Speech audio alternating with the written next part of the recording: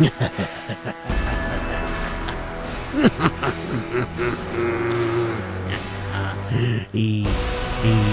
ha, ho, ho.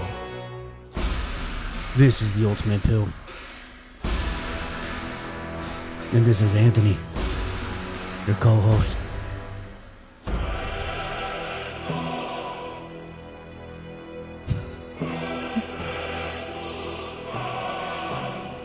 This is Mindset Monday, 56.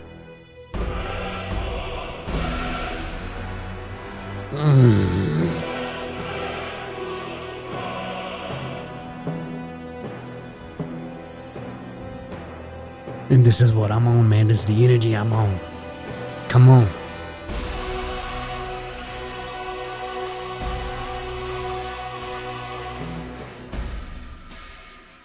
We about to go to war. It's Monday, y'all. We gotta train ourselves. Harden our bodies and our minds. In preparation for war.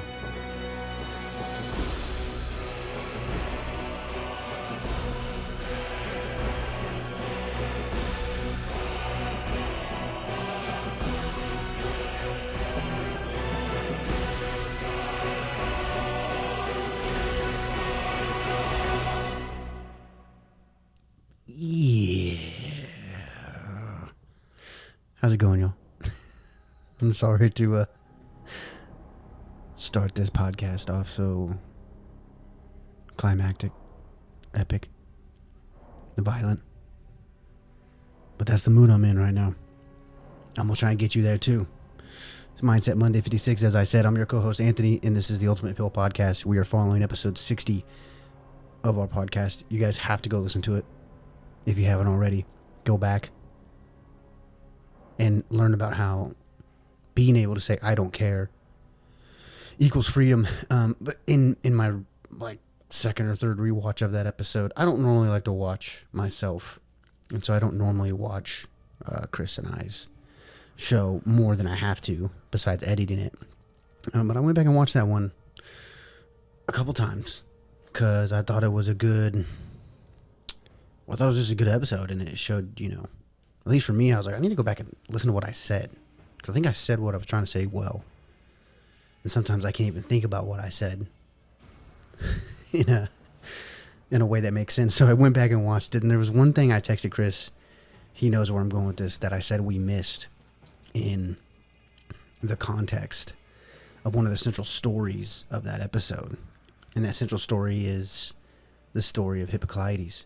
And if you missed it on, I believe episode 59, when I talked about that story, this is a Greek tale. I don't know if it's historically accurate or not, but that's besides the point of the context of the story. But it's about a young man who gets invited to a series of competitions for the betrothal hand of a princess or something. It's this guy, his dad, he's a king, I think he's royalty, and he wants to marry off his daughter to the best possible suitor. And so he invites all the best, most popular, athletic, successful youths in the land to come compete in a series of competitions that were, I think, physical and intellectual, and by far and above, Hippocleides is the best of all of them. I mean, he's just knocking it out of the park. He's trained for this. He's ready for this. He is the best competitor. And as the story goes, on one of the nights that they're competing with everybody there, they would compete in song and dance, right? Because that was part of it. And they're drinking wine, and they're having fun. They're raging. And in the enthusiasm of the raging, Hippocleides starts dancing, and he's basically breakdancing, but he gets on top of his head and starts spinning around. Well, back then, they didn't wear underwear. His skirt falls down. You can get the point. And he exposes himself to what culturally and customarily would be a embarrassing act, to publicly and indecently expose yourself. And the dad, the king of the woman that is, that they're all competing for, he gets up there, red-faced, cheeks puffed up, and he's like, hey, man, You ruined it. You lost. And you do not get to have the hand of my daughter because you just embarrassed yourself. You went too far. You took it too far. And Hippocrates famously says, Hippocrates doesn't care. And he just keeps on raging. And Chris and I have broken this story down a lot in the past 2 episodes, especially in episode 60. But there was a context that I texted and I said, we missed this. And the point is that Hippocrates was in a competition, bro. And he loses the prize. He's by far the one that should win. Like, they all know it. And he loses it because of this accident, really, of gravity. And maybe, having a little too much fun. And he doesn't care because, and here's the deal, here's the context that I said we missed. He wasn't in it to win the prize. He was in it to be the best. And I hope you're listening. I hope you're listening right now because this is subtle. But this difference is important. He wasn't competing to win the prize. He wasn't competing to win. He was competing to be the best. All the training, all the workouts that he partook in, all the learning that he had to take in to be able to compete like that. How detailed and disciplined his life had to be able to compete like that.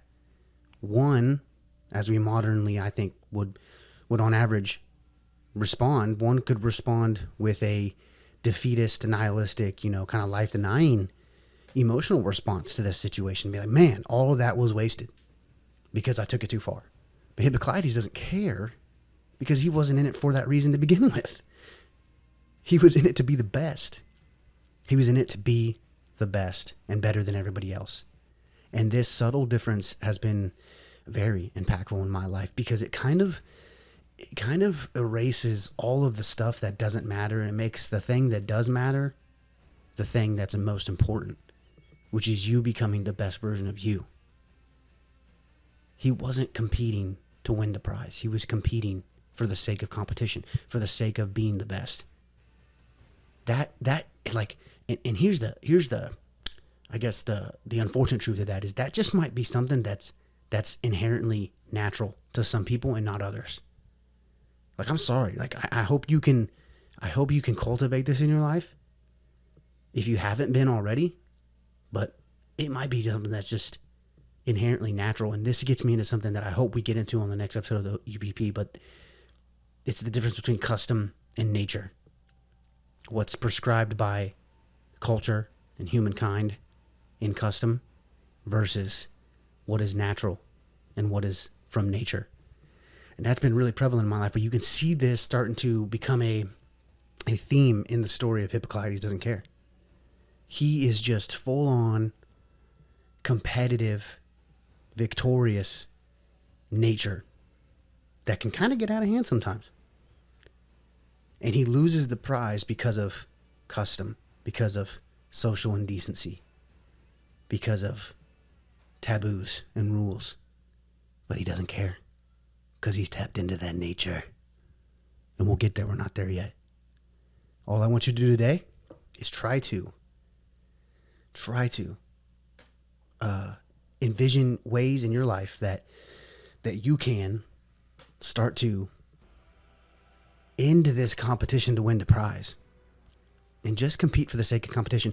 Just compete to be the best. And see how freeing that is. I wish you Godspeed in this competition of life. Remember, I'm not competing against you and you're not competing against me. I'm trying to be the best. I'm not trying to win the prize. Fight well. Die hard.